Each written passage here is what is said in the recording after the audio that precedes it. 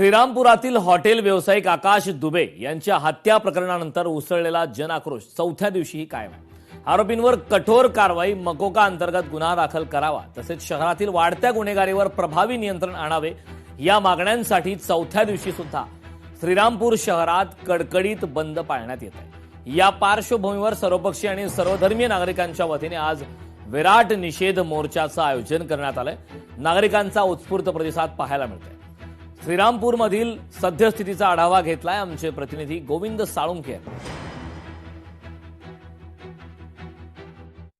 शनिवारी दुपारी भर दुपारी आकाश दुबैया या हॉटेल मालकाची निर्गुण हत्या करण्यात आली। या तरुणाची हत्या झाल्यानंतर श्रीरामपूर जे आहे ते एकवटलं। म्हणजेच शनिवारपासून जर आपण पाहिलं तर श्रीरामपूर जे आहे ते कडकडीत बंद ठेवण्यात आलं आहे आणि आणि त्यानंतर सर्व व्यापारी असतील, नागरिक असतील, यांनी हत्या झाल्यानंतर पोलीस स्टेशनवरती मोर्चा काढण्यात आला आणि त्या ठिकाणी ठिय्या जो आहे तो मांडला आहे। सर्व पक्षाच्या वतीने गेली 4 दिवसापासून बंद पुकारण्यात आलेला आहे। हा बेमुदत बंद हा जो बंद जो आहे तो आपल्याला पाहायला मिळत आहे। आज चौथा दिवस आहे, कडकडीत बंद आहे। त्यानंतर अनेक शाळा असेल, कॉलेज असेल ते देखील बंद ठेवण्यात आलेले आहे आणि आज जो आहे तो सर्व पक्षाच्या वतीने व्यापारी देखील सहभागी होऊन नागरिकांच्या सहभागाने आज भव्य असा विराट मोर्चा जो आहे तो काढण्यात येणार आहे।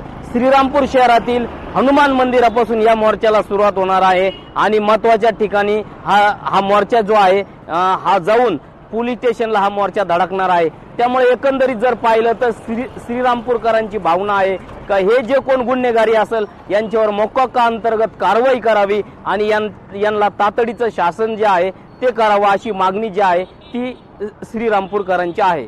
गोविंद साळुंखे, लोकशाही मराठी, श्रीरामपूर। लोकशाही मराठी ऐका, पहा, जागरूक रहा।